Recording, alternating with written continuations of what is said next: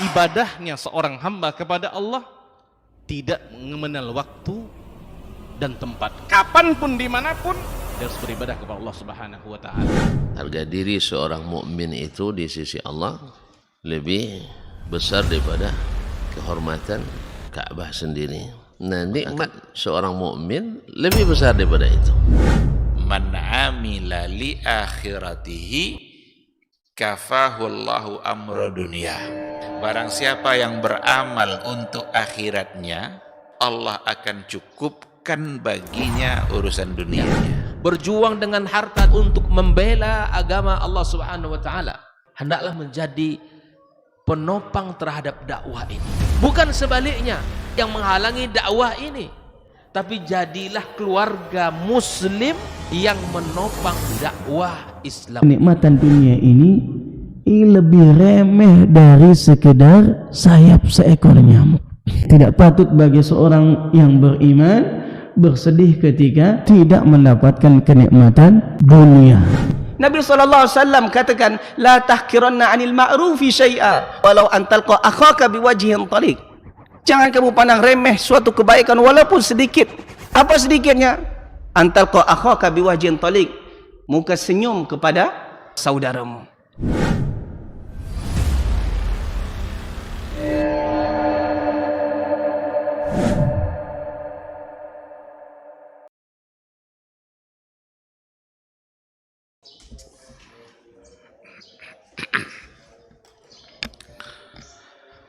Bismillahirrahmanirrahim. Assalamualaikum warahmatullahi wabarakatuh.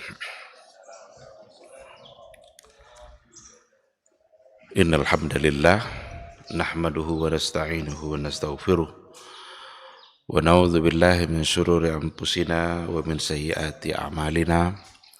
May yahdihillahu fala mudilla lahu wa may yudlilhu falan tajida lahu waliyyan mursyida. Asyhadu an la ilaha illallah wahdahu la syarikalah wa asyhadu anna Muhammadan abduhu wa rasuluh la nabiyya wa la rasula ba'da. Ikhwati fillah, ma'asyiral hadirin wal hadirat, bapak-bapak, ibu-ibu yang dimuliakan Allah, mari sama-sama kita awali hari kita dengan senantiasa memuji Allah Subhanahu wa Ta'ala, Zat yang pantas untuk dipuji. Hanya Dia yang pantas untuk kita puji, dan hanya Dia yang pantas untuk kita syukuri. Mudah-mudahan kita sebagai hamba Allah, dengan syukur yang selalu kita ucapkan, membuat kita semakin sadar bahwa sesungguhnya kita ini memang tidak bisa berbuat apa-apa tanpa Allah. Kita tidak bisa melakukan sekecil apapun perbuatan kalau seandainya Allah tidak mengizinkannya. Kita bisa bangun di pagi ini itu karena Allah yang membangunkan. Oleh karena itulah kalau kita sudah dibangunkannya, kita ucapkan doa. Kita puji Dia yang telah membangunkan kita dari tidur, yang telah menghidupkan kita kembali dari kematian. Mudah-mudahan umur yang masih diberikan oleh Allah Subhanahu wa Ta'ala hendaknya selalu kita gunakan untuk berzikir, untuk beribadah, untuk mendekatkan diri kepada Dia yang memberikan kehidupan. Sama-sama kita juga harus senantiasa berselawat dan salam untuk Rasul kita yang mulia, Nabi Muhammad sallallahu alaihi wasallam. Dialah yang harus kita tauladani, Dialah yang harus kita jadikan panutan, karena memang Dia diutus oleh Allah Subhanahu wa Ta'ala untuk menyampaikan sebuah risalah yang harus selalu kita jadikan panduan. Mudah-mudahan kecintaan kita kepada beliau membuat kita bisa selamat di hari mahsyar, dan mudah-mudahan nanti di hari mahsyar kita bisa mendapatkan syafaat dan pertolongan dari beliau, dari Rasul yang mulia Nabi Muhammad sallallahu alaihi wasallam. Ikhwati fillah, ma'asyiral hadirin wal hadirat, rahimani Allah wa iyyakum. Kembali pada pagi hari ini Kita akan melanjutkan kajian tauhid, kajian akidah melalui sebuah buku, salah satu dari syarah Al-Usul As-Salasah. Al-Usul As-Salasah, 3 pondasi utama. 1 dan 2 itu sudah selesai kita bahas. Ma'rifatullah, Ma'rifatuddin. Jadi yang pertama sekali pondasi kita dalam beragama adalah Ma'rifatullah, mengenali Allah. Jangan sampai kita tidak kenal dengan Rabb kita. Jangan sampai kita tidak kenal dengan Allah. Sungguh celaka makhluk yang tidak kenal dengan Allah, Khalik yang menciptakannya. Yang kedua, yang pondasi utama yang kedua adalah Ma'rifatuddin. Kita kenal agama kita.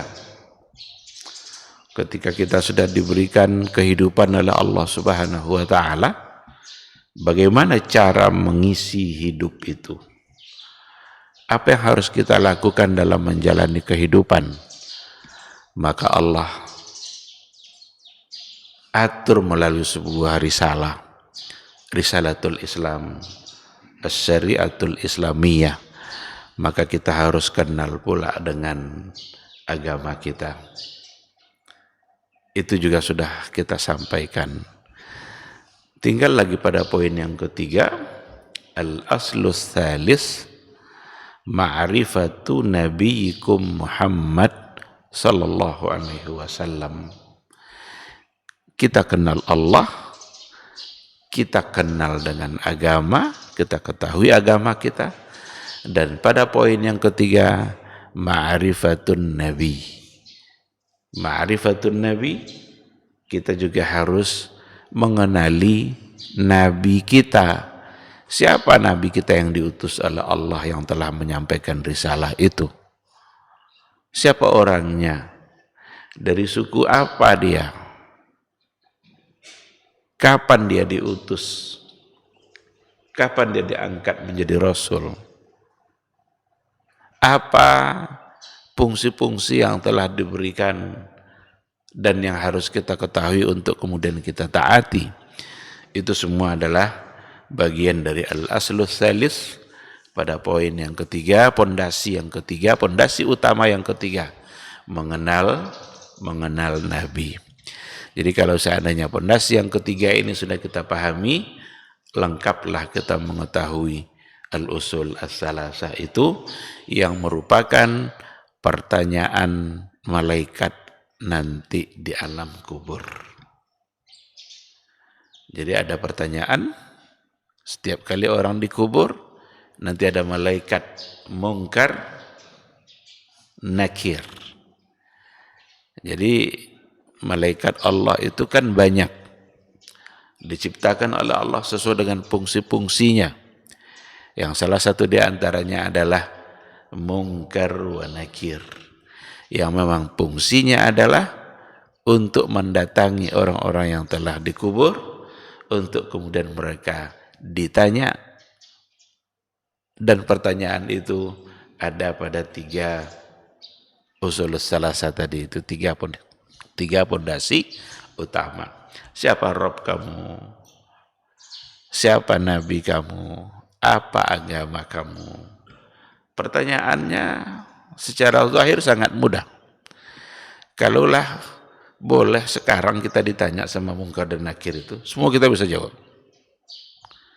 Dipercepat aja lah pertanyaan itu seharusnya saat kita hidup. Itu semua kita bisa jawab. Tapi ternyata itu pula yang menjadi fitnatul qabr. Itu pula yang menjadi fitnah kubur. Sebagaimana dulu yang pernah kita sampaikan, ada fitnatul qabri, ada azabul qabri. Ada fitnah kubur dan ada azab kubur. Fitnah kubur itulah yang disebut dengan su'alul malaika. Pertanyaan malaikat. Bisakah kita nanti menjawabnya atau tidak? Yang menentukan adalah perjalanan kehidupan kita selama di dunia. Seperti apa kita menjalani kehidupan ini, itulah nanti akan menentukan apakah kita bisa menjawab atau tidak. Kalau seandainya dalam menjalani kehidupan ini kita begitu lalai dengan Allah, dengan Rabb kita, tidak pernah kita mengingat Dia. Yang kita lakukan apa yang kita inginkan, bukan apa yang diinginkan oleh Allah.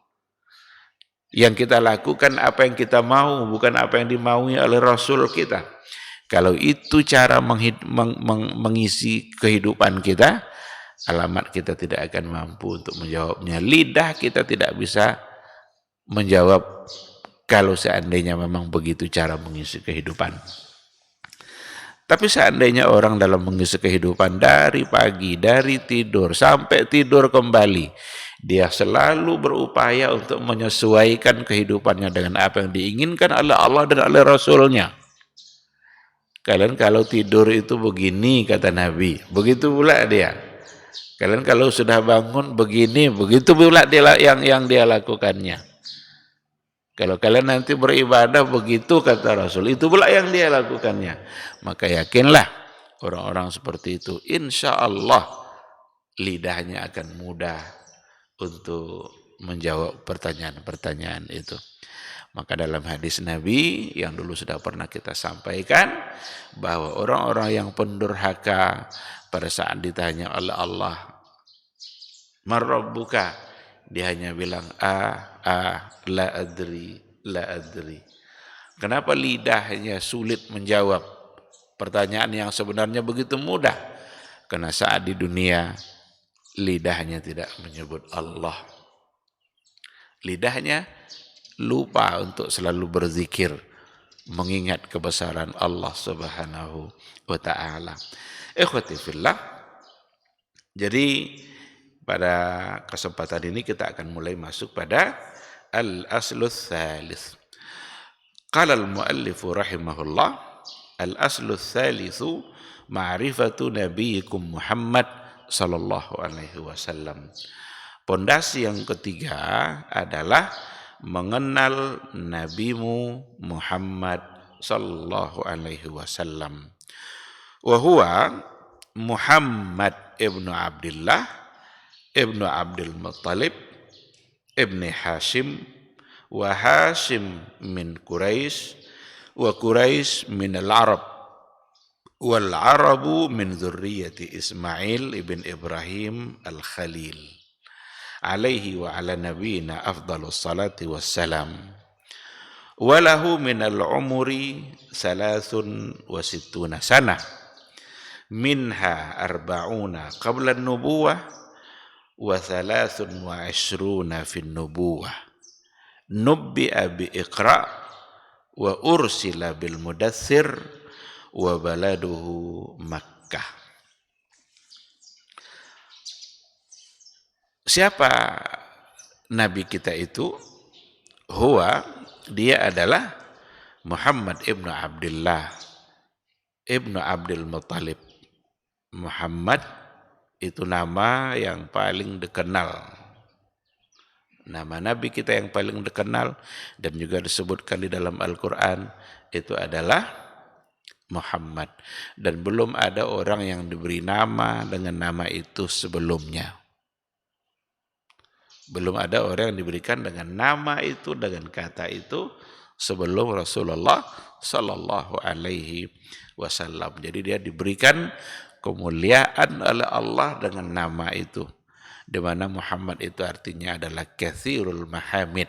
Banyak pujian-pujian yang terdapat pada dia.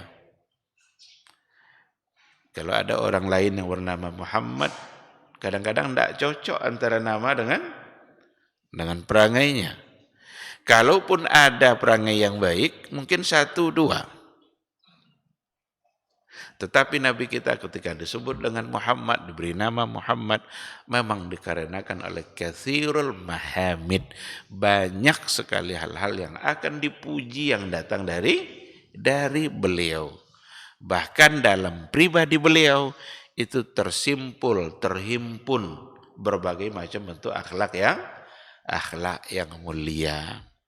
Yang dermawan itu dia, yang pemaaf itu Dia, yang yang pantas untuk dipuji-puji bagi seorang pribadi manusia itu ada pada Rasulullah sallallahu alaihi wasallam. Oleh karena itu sangat pantas dan memang tepat beliau diberi nama dengan Muhammad sallallahu alaihi wasallam. Muhammad ayahnya adalah Abdullah. Abdullah ayahnya adalah Abdul Muthalib, dan Muthalib adalah ayahnya Hashim. Sehingga Muhammad bin Abdullah bin Abdul Muthalib bin Hashim. Ada tentu saja silsilah, di mana silsilah itu sampai kepada Nabi Ibrahim dan bahkan sampai kepada Nabi Adam, tapi tidak disebutkan silsilah itu di dalam buku ini. Hashim min Quraisy. Hashim itu dari suku Quraisy. Wa Quraisyun minal Arab. Dan Quraisy itu dari suku Arab. Ada dua suku Arab yang ada di kota Mekah sebagai asal manusia yang tinggal di Mekah itu.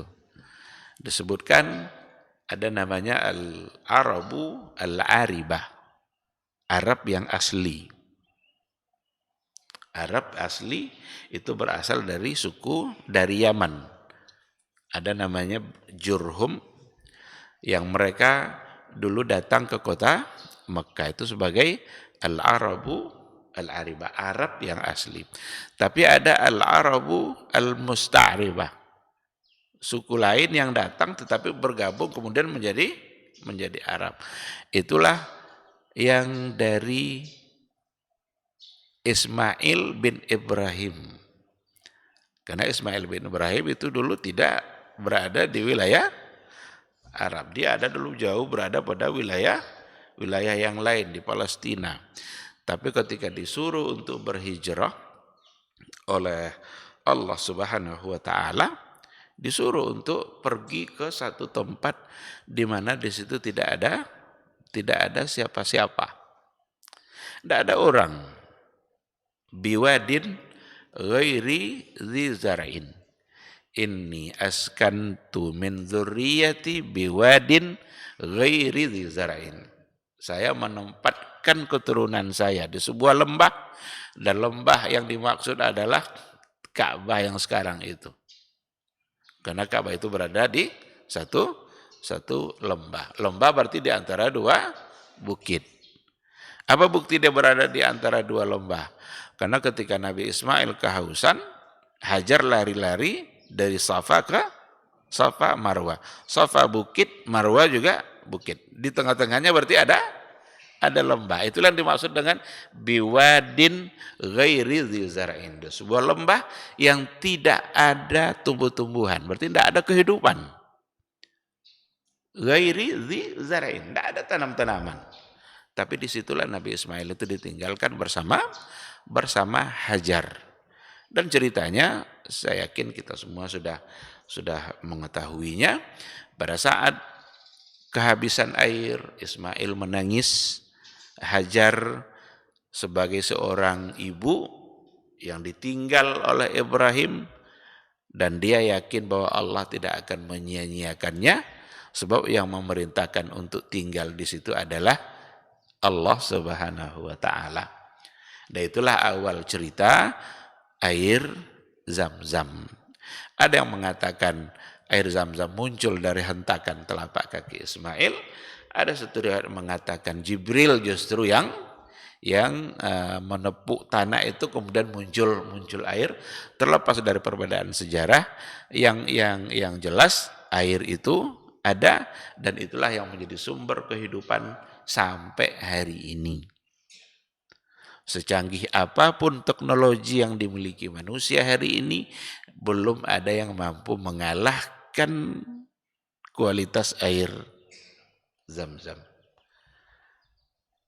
Jadi mukjizat atau sesuatu yang datang dari Allah untuk para nabinya tidak pernah mungkin bisa kita ukur melalui kecanggihan ilmu, pengetahuan, dan teknologi. Sampai hari ini ilmuwan manapun dari barat sampai timur mengakui air yang paling berkualitas di muka bumi Allah ini adalah air Zam-Zam. Yang hanya berasal dari tangisan seorang bayi yang bernama Ismail. Ketika dia berdua tinggal di situ, datanglah kabilah Arab dari Yaman, Jurhum, Bani Jurhum. Mereka minta izin untuk tinggal di situ. Kata Hajar, boleh, enggak apa-apa, dengan catatan jangan ganggu air ini. Ini air adalah tetap menjadi milik saya, artinya jangan kalian yang menguasai air. Bukan berarti dia tidak mau memberikan air itu, tapi jangan coba-coba ambil alih. Karena kadang-kadang kalau sudah nampak satu hasil bumi itu ingin untuk diambil alih. Yang pribumi jadi enggak kebagian karena sudah diambil alih. Nah, Hajar bilang seperti itu, enggak apa-apa, tinggal di sini. Hiduplah mereka di situ. Dari situlah Ismail dan Hajar itu belajar bahasa Arab. Maka Ismail bersama Hajar disebut sebagai Al-Arabul Musta'ribah yang datang, sedangkan Jurhum Al-Qahtaniyah tadi itu disebut sebagai Al-Arab Al-Aribah yang datang dari Yaman sebagai Arab yang asli. Ada yang mengatakan bahwa Arab itu tiga suku. Ada Al-Arabul Ba'idah, Arab yang sudah punah. Itu Arab yang berasal dari keturunan Nabi Nuh. Yang berasal dari keturunan Nabi Nuh yang dianggap sebagai Al-Arabul Ba'idah, Arab yang sudah punah. Yang tinggal ada Al-Arabul Baqiyah, itu ada pada dua suku tadi, Al-Aribah dan Al-Musta'ribah. Itu istilah-istilah yang ada dalam catatan sejarah yang biasanya itu disampaikan juga sejarah-sejarah seperti itu ketika kita mempelajari suku Arab asal sebelum mempelajari siapa itu Rasulullah Sallallahu Alaihi Wasallam. Jadi Quraisy minal Arab. Quraisy itu berasal dari suku Arab, dan Quraisy itu adalah kabilah yang paling terhormat di Jazirah Arabia. Dan yang paling terhormat dari suku Quraisy itu sendiri adalah Bani Hashim. Dan Nabi kita berasal dari Bani Hashim. Nah, dengan demikian berarti kita tahu bahwa Rasul kita yang mulia berasal dari suku yang mulia. Jadi asal muasalnya memang sudah mulia.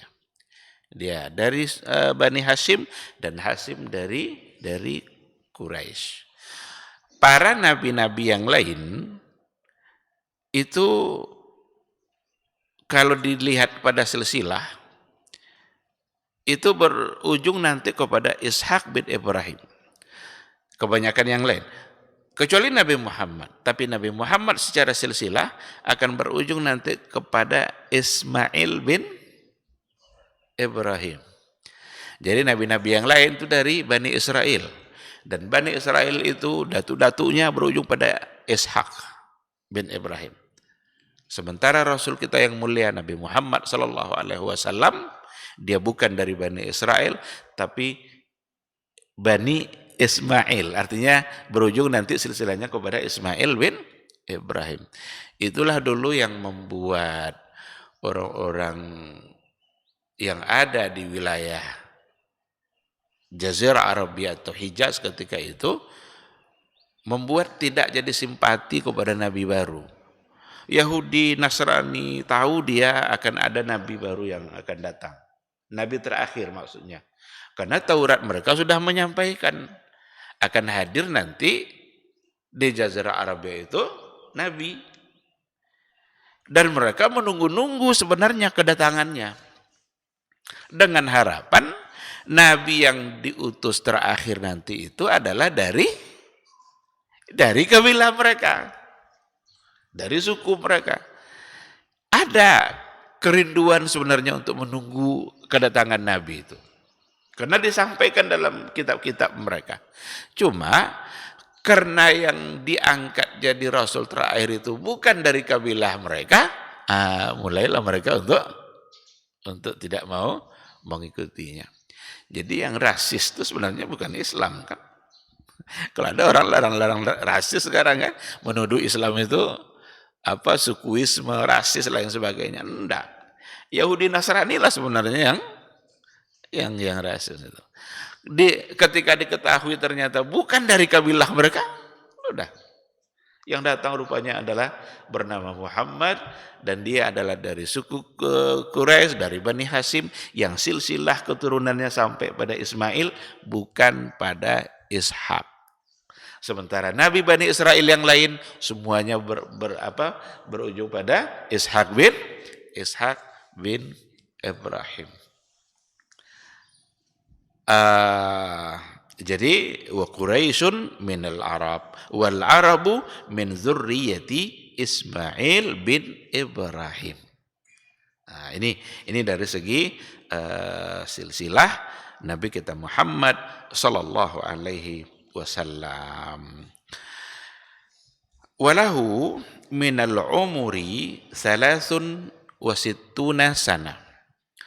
Dia Rasul kita umurnya adalah 63 tahun. Minha arba'una qabla nubuwah. 40 tahun sebelum kenabian. Wa thalathun wa ishruna fin nubuwah, dan 23 tahun dalam kenabian. Dia kalau kita bicara tentang kehidupan Rasulullah sallallahu alaihi wasallam bisa dengan dua cara. Pertama, fase sebelum kenabian. Berarti umur 0 sampai 40. Karena Nabi kita diangkat menjadi Rasul pada umur 40 tahun. Fase yang kedua adalah fase berada dalam kenabian. Berarti 23 tahun. Itu cara pertama untuk mengenali secara garis besar sejarah Nabi kita. Yang ketiga, ada di antara ahli sejarah untuk memudahkan kita memahami Rasul kita, itu dalam 3 fase. Yang pertama adalah fase antara lahir sampai kenabian. Dan ini disebut sebagai fase taksis. Fase di mana itu bukan taksis. Fase di mana untuk mempersiapkan Nabi menjelang diangkat menjadi Rasul. Dipersiapkan itu benar-benar dia siap diangkat menjadi Nabi itu baik secara fisik maupun secara jiwa. Coba kita tengok saja bagaimana kehidupan Nabi dari kecil.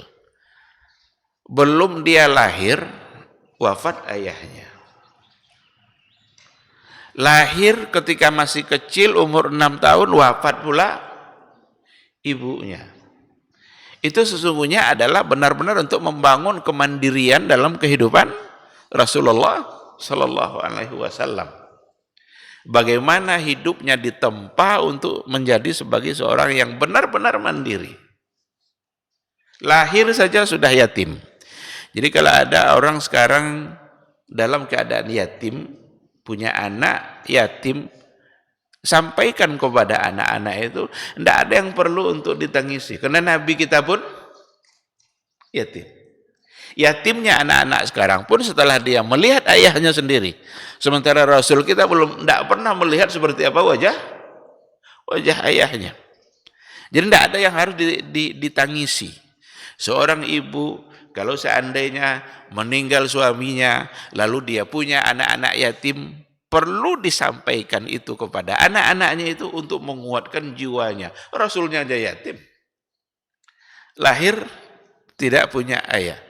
Masih bersyukurlah orang-orang sekarang ketika ayahnya wafat, dia mungkin umurnya 4 tahun, umur 5 tahun, masih pernah melihat dan bercanda dengan orang tuanya. Tapi Nabi Muhammad tidak. Jangan-jangan ada kemuliaan yang ingin diberikan oleh Allah dengan cara seperti itu. Nah, ternyata memang itu cara untuk menempa Rasul kita. Karena memang dia harus menjadi pribadi yang tangguh. Umur 6 tahun wafat pula ibunya. Umur dia masih kecil, dia sudah mulai melakukan aktivitas-aktivitas di kota Mekah, aktivitas yang dalam bentuk menunjukkan kemandiriannya. Seperti apa itu? Gembala kambing. Nabi sendiri yang mengatakan seperti itu, yang menceritakan sejarah kehidupannya, bahwa dia dulu di waktu kecil dia bekerja sebagai penggembala kambing untuk mendapatkan maisha. Dan ternyata dari situ juga Nabi tahu bagaimana keberadaan kota Mekah, karena Nabi juga dia masih kecil, dia sudah diajak untuk ikut berdagang oleh pamannya sendiri Abu Talib. Dibawa ke Syam, dibawa ke Yaman. Kan itu yang rihlatas syita'i was-saif. Ada musim panas, ada musim dingin.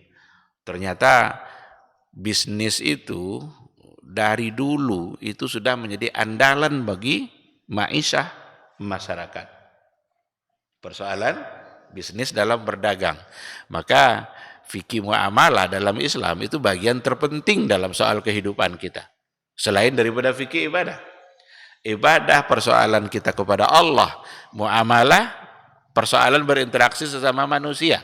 Begitu lengkap diatur oleh agama kita. Karena memang dari dulu persoalan muamalah itu menjadi bagian terpenting untuk mendapatkan maisha. Nabi kita sendiri umurnya masih kecil, sudah dibawa oleh pamannya Abu Talib pergi ke wilayah Syam.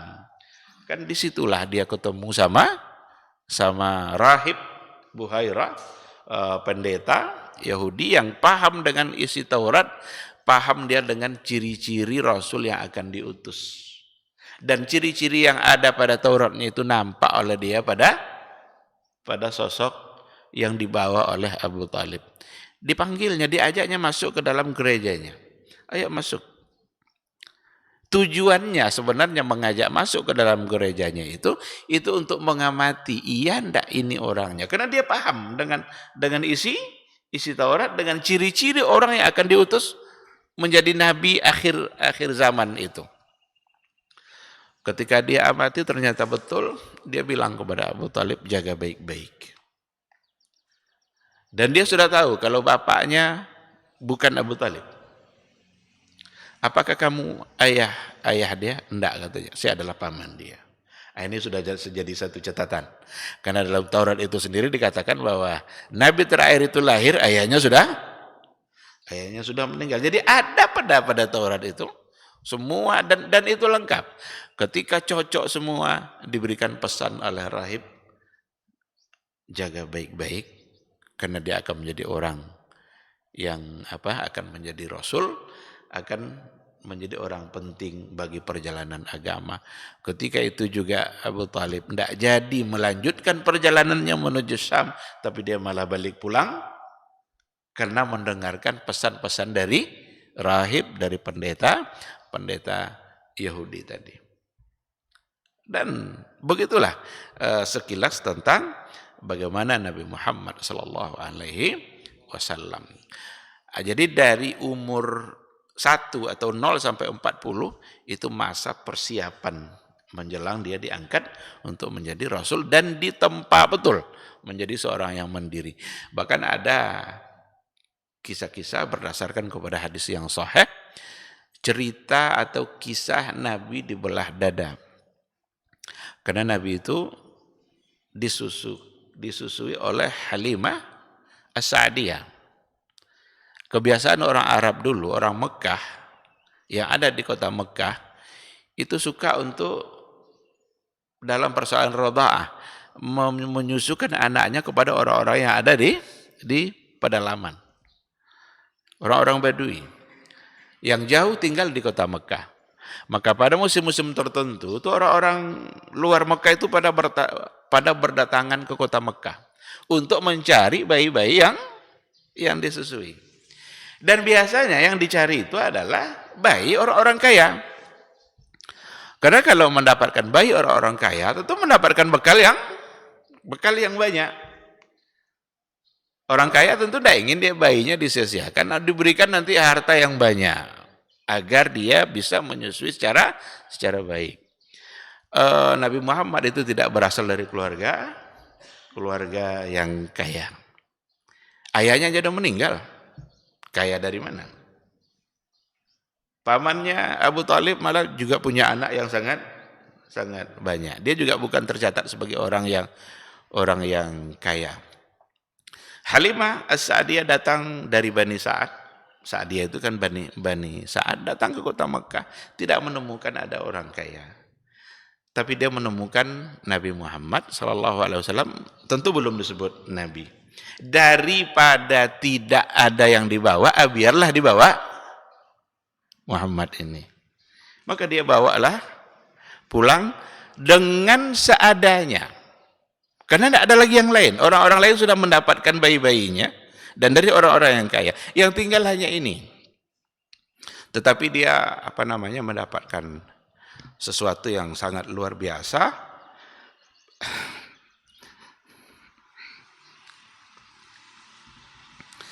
Dia mengalami sesuatu yang tidak pernah dia alami sebelumnya.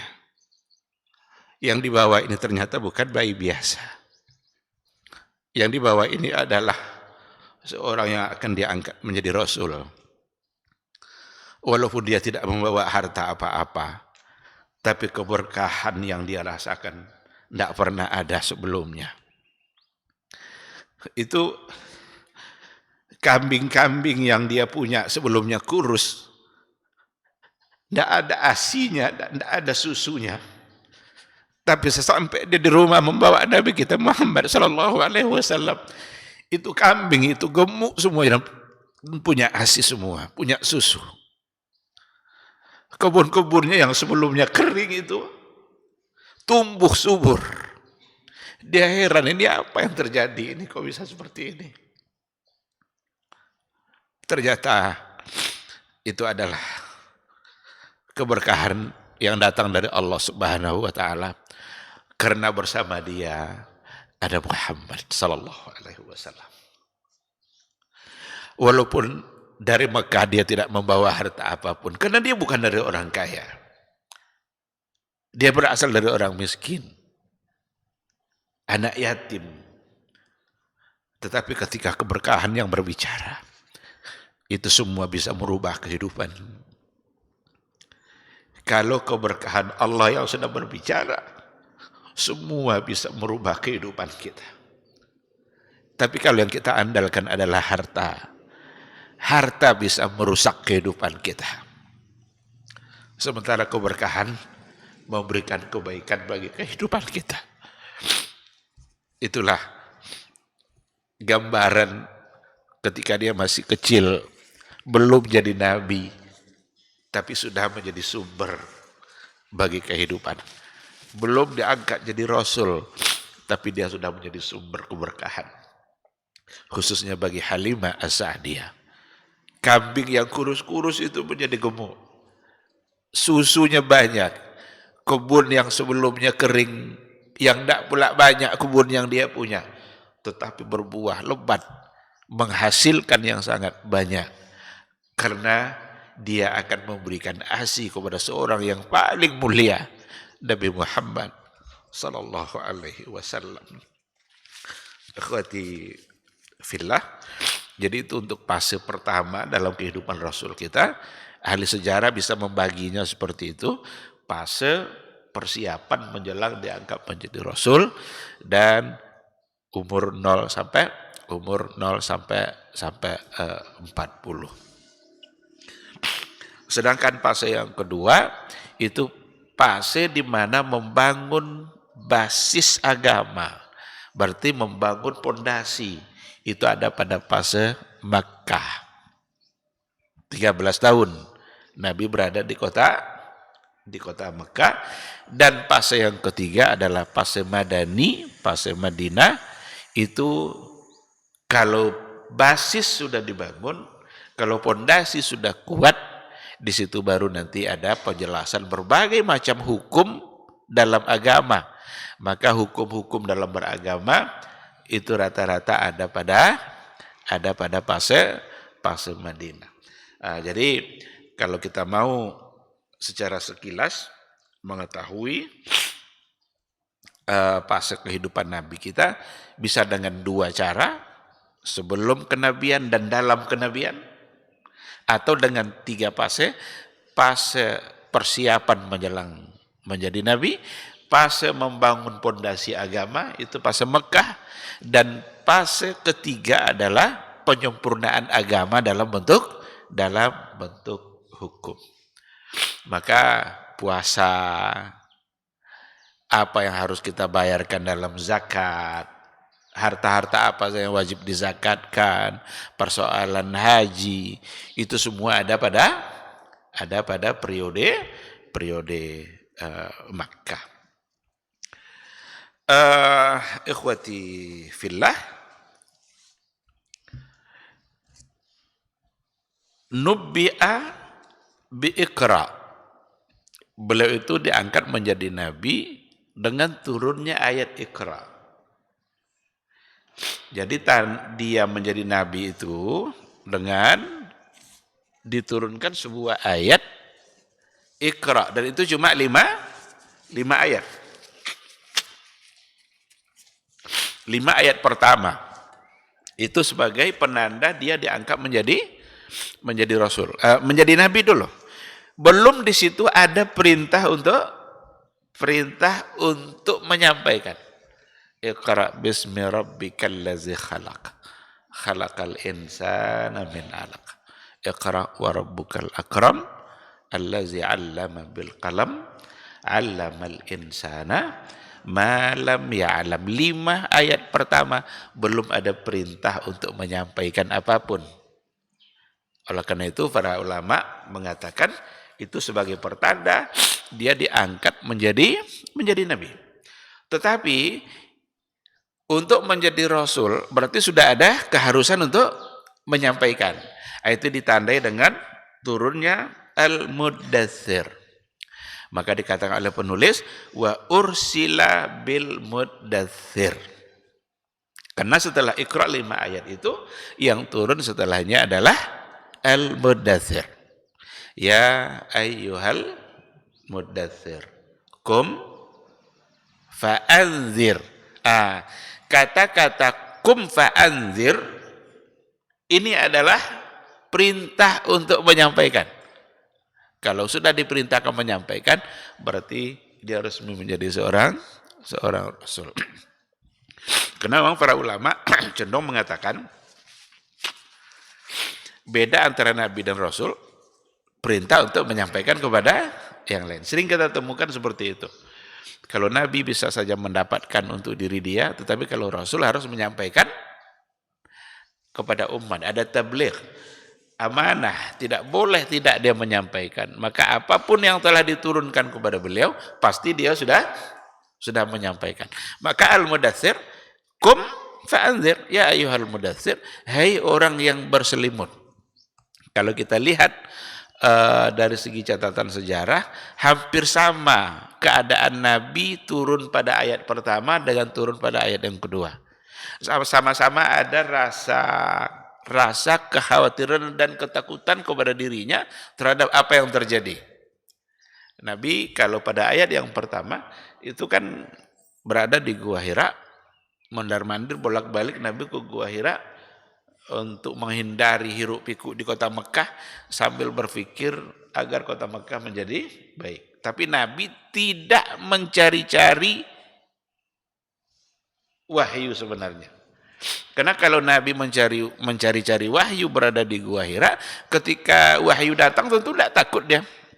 Karena itu yang dia cari. Nah, ketika Jibril itu menemuinya dan memeluknya erat, disitulah Nabi merasa ketakutan, menggigil dia. Iqra ma'ana biqari. Saya tidak bisa membaca. Iqra ma'ana biqari. Saya tidak bisa membaca. Akhirnya dibacakan oleh Jibril, Iqra bismi rabbikal ladzi khalaq, dan diikutkan oleh Nabi Muhammad sallallahu alaihi wasallam. Ketika sampai pada ayat yang kelima, kemudian selesai dan Jibril kembali naik ke atas, tinggal Nabi kita yang menggigil di bawah. Ini ada apa yang terjadi? Kalaulah Nabi kita mencari-cari wahyu, dia pasti tidak akan ketakutan. Oh, alhamdulillah datang yang saya cari. Kan itu seharusnya. Tapi tidak, menggigil. Turun langsung pulang temui istrinya bernama Khadijah.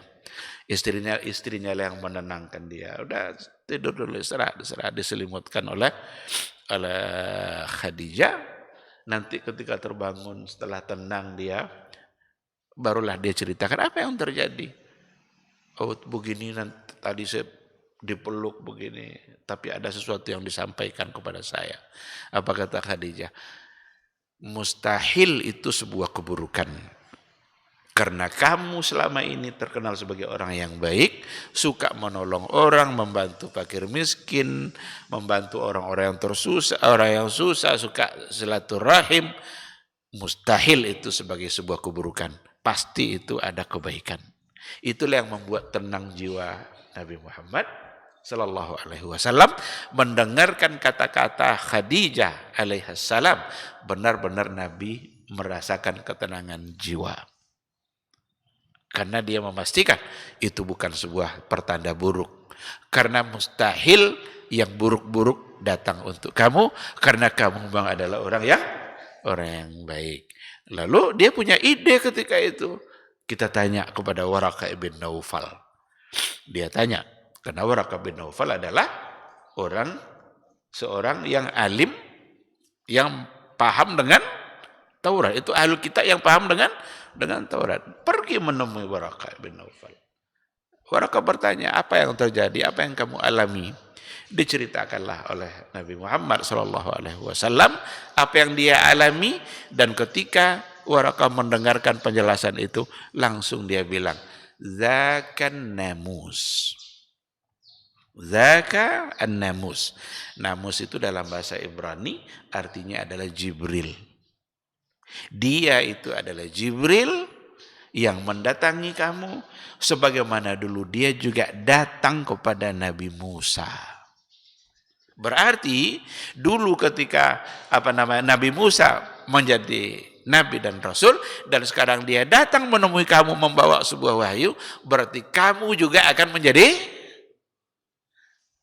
Rasul. Dan ketahuilah, kata Waraqah, ketika nanti kamu sudah menjadi Rasul, kamu pasti akan diintimidasi. Pasti akan diancam. Seandainya nanti saya hidup pada saat itu, kata Waraqah, seandainya nanti saya hidup pada saat itu, saya akan bantu kamu semaksimal mungkin dalam mendakwah. Itu ungkapan Waraqah.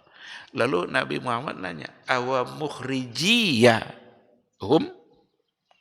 Apakah mereka akan mengeluarkan saya dari kota Mekah?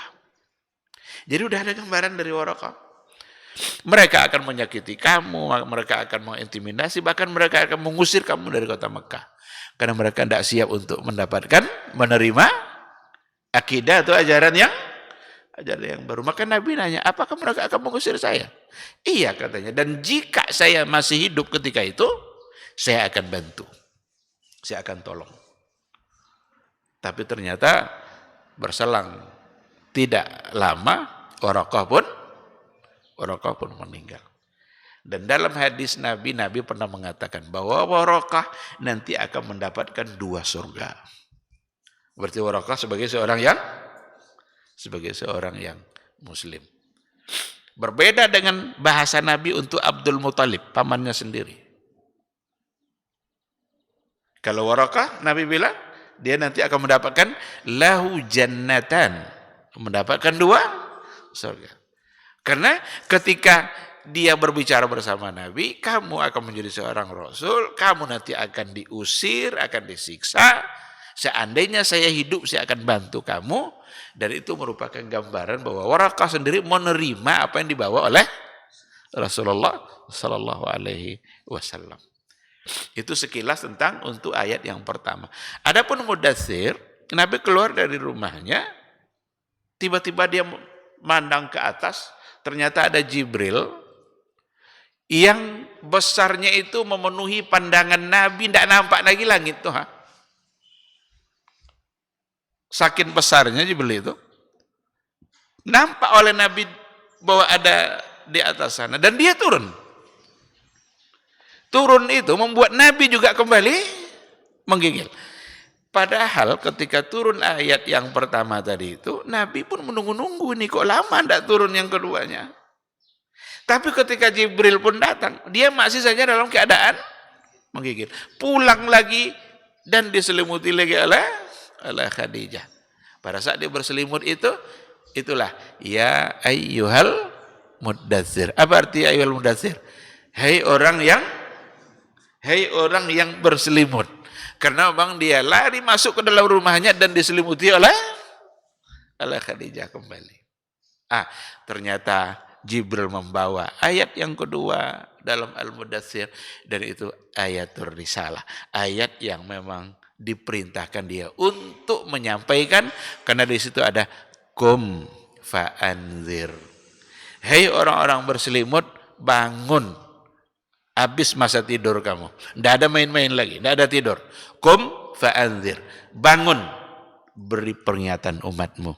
Sampaikan kepada umatmu. Wa rabbaka fakabbir wa thiyabaka fatahhir. Rabb kamu agungkan, besarkan, muliakan.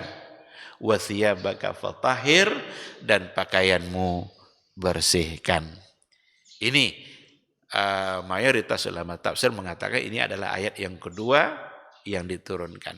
Walaupun ada perbedaan di kalangan mufassir, ada yang mengatakan yang kedua adalah ya ayyuhal muzammil, karena artinya juga adalah orang berselimut, tapi yang lebih kuat adalah ya ayyuhal muddatsir.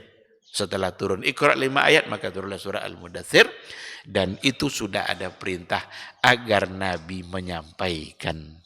Dan yang disampaikan, Rabbaka fakabbir wa thiyabaka fatahhir. Ada banyak pelajaran tentu saja dari ayat yang kedua diturunkan ini.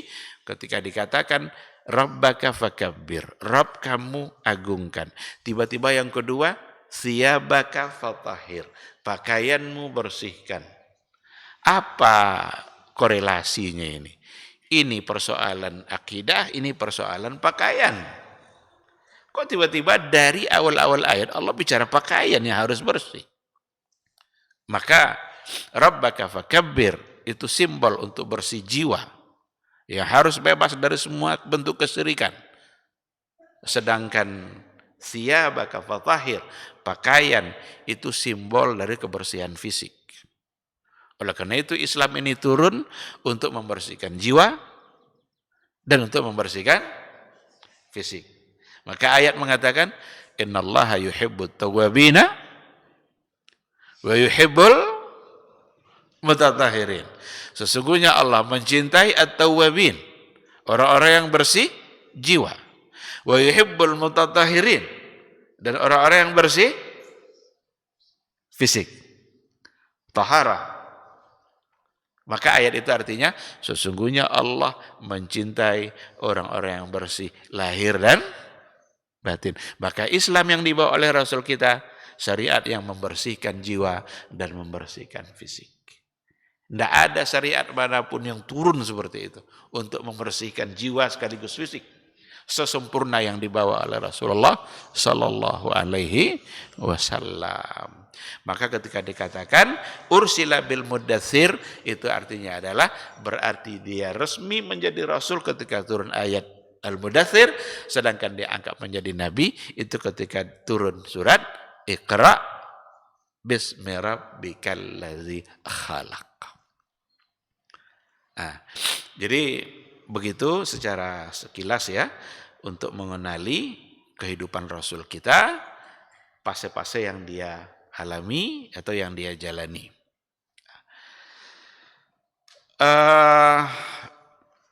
Rasul kita punya banyak nama. Ismuhu Muhammad sallallahu alaihi wasallam. Walahu asma' ghairu Muhammad.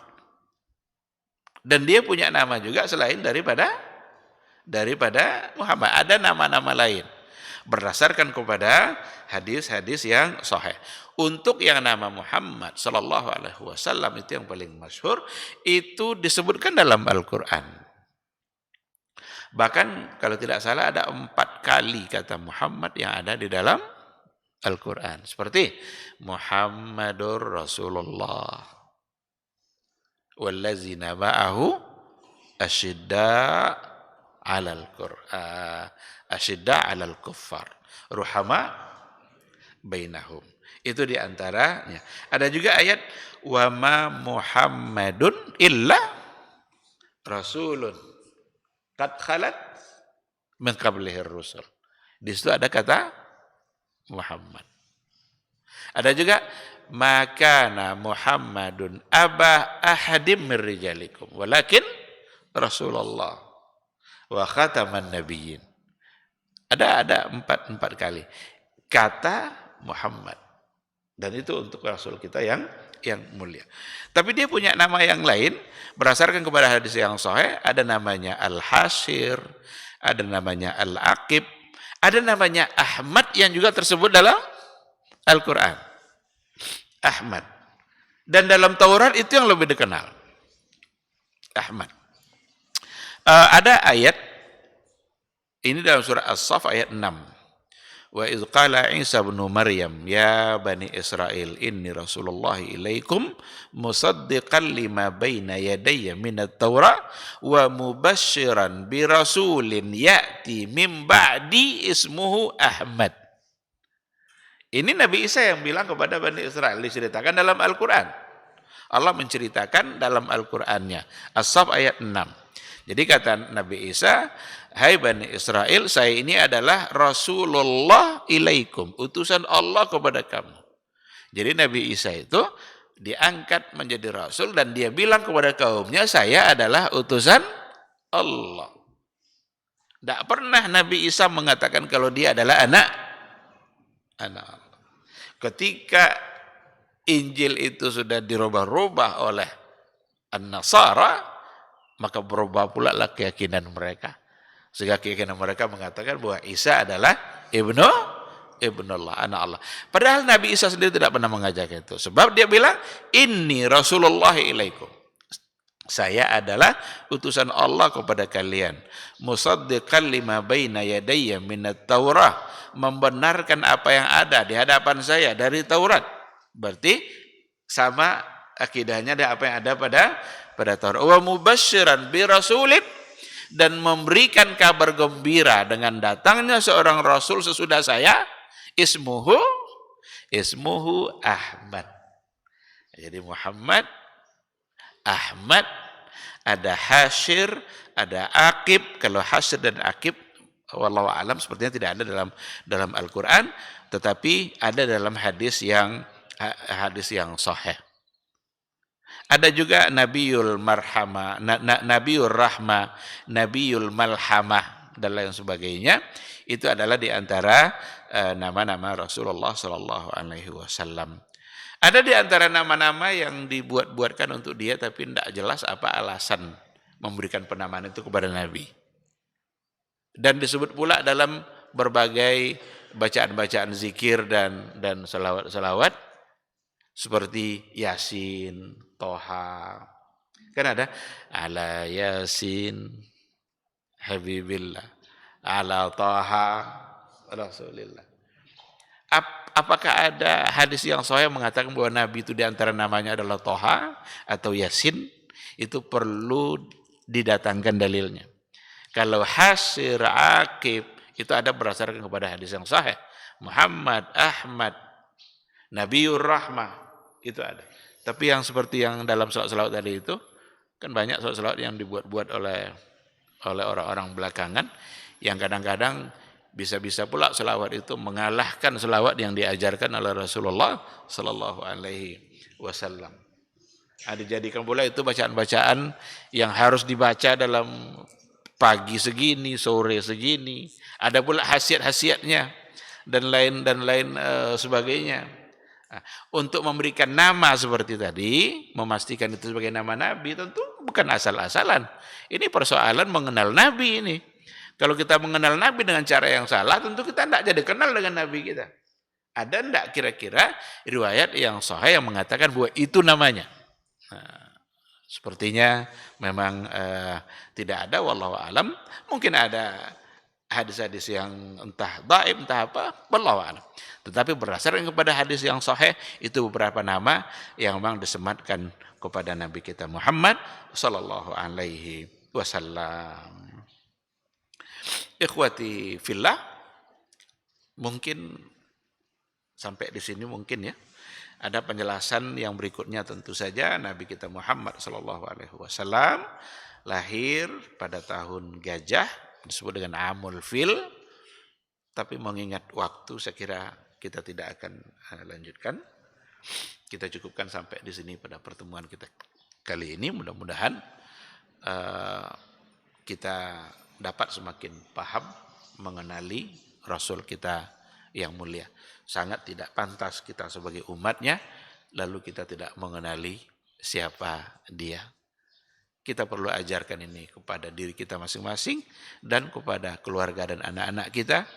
Jangan sampai anak-anak kita lebih kenal dengan pemain bola daripada Nabi kita, lebih kenal dengan nama-nama artis daripada siapa ayah nabinya dia tidak tahu, tapi siapa ayah artis ini justru dia mengenalinya.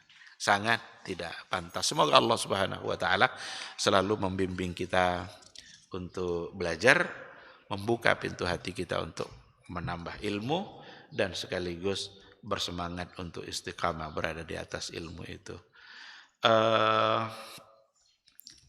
Ada pertanyaan atau kita tutup? Assalamualaikum.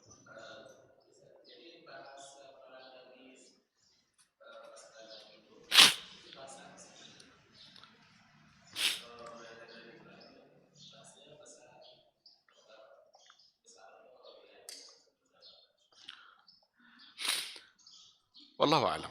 Mungkin ada bahasa-bahasa, tetapi Arab itu memang sudah dikenal juga sebagai suku sudah. Dan sebagai bahasa tentu juga ada bahasa Arab. Dan yang Jurhum tadi itu yang Arab aslinya itu.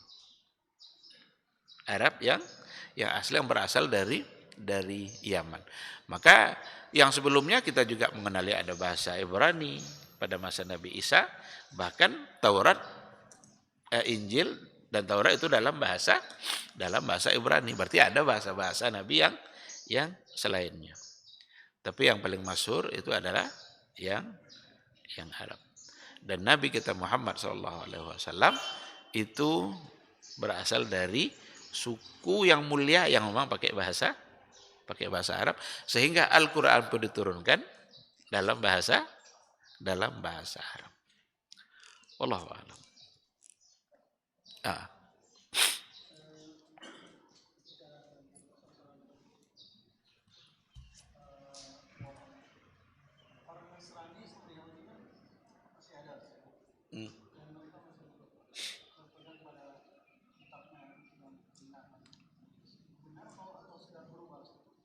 Kitab mereka.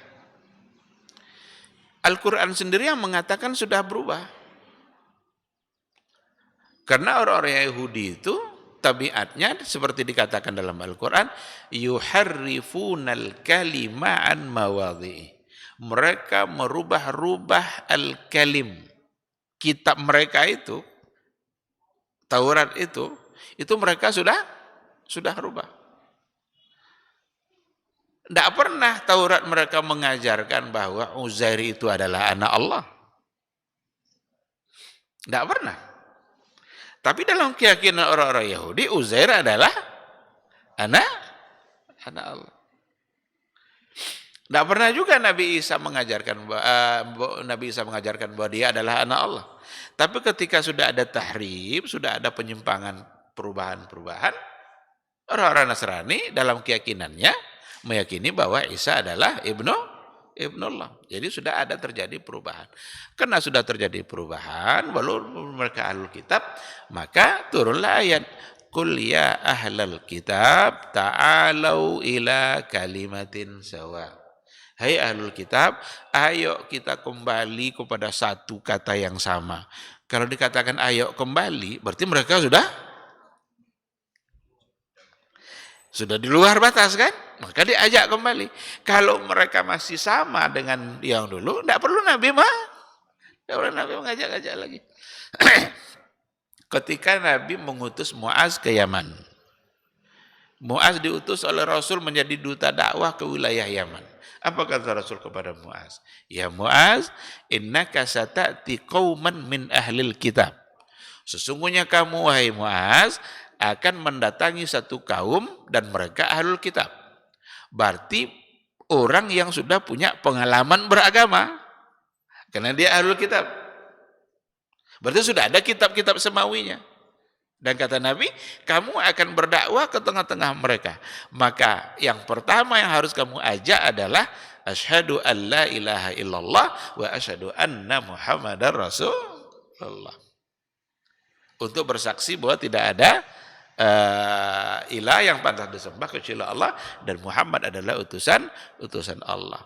Maka orang-orang Yahudi dan Nasrani ketika yang masih hidup, ketika Nabi kita diutus menjadi Rasul, maka mereka pun harus beriman kepada Nabi Muhammad Sallallahu Alaihi Wasallam. Tidak boleh bertahan dengan keyakinan lamanya, apalagi keyakinan lama sudah banyak yang berubah, dirubah-rubah. Bahkan Nabi mengatakan, seandainya Nabi Musa masih hidup hari ini, maka dia akan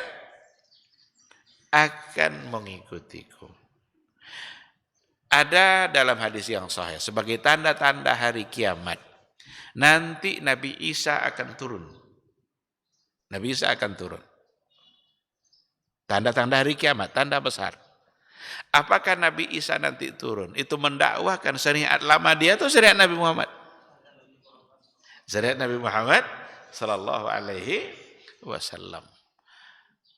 Maka dalam hadis dikatakan juga bahwa nanti dia akan turun, dia akan mendakwahkan apa yang dibawa oleh Nabi kita, dia akan patah-patahkan salib itu, dan dia akan bunuh babi-babi itu, karena mereka sudah menghalalkan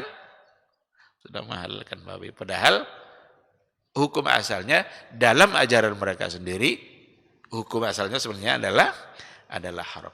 Jadi memang sudah terjadi banyak perubahan. Karena banyak perubahan itulah mereka diminta untuk kembali kepada satu kata. Yang ada adalah aturan dan syariat yang datang dari Nabi Muhammad Sallallahu Alaihi Wasallam. Tidak lagi berlaku yang lain. Maka Al-Quran itu nasikhun lima qablah. Quran itu menghapus hukum kitab-kitab yang sebelumnya. Wallahu a'lam. Baik, saya kira kita cukupkan sampai di sini. Mudah-mudahan majelis ini menjadi ibadah bagi kita, bisa menjadi saksi atas kebaikan kita, yang bisa memperpanjang catatan amal soleh. Yang mudah-mudahan catatan amal soleh kita di akhirat kelak timbangannya berat dan kita mendapatkannya dengan tangan kanan. Amin amin ya rabbal alamin. Subhanakallahumma wa bihamdika asyhadu an la ilaha illa anta astaghfiruka wa atubu ilaik. Wassalamualaikum warahmatullahi wabarakatuh.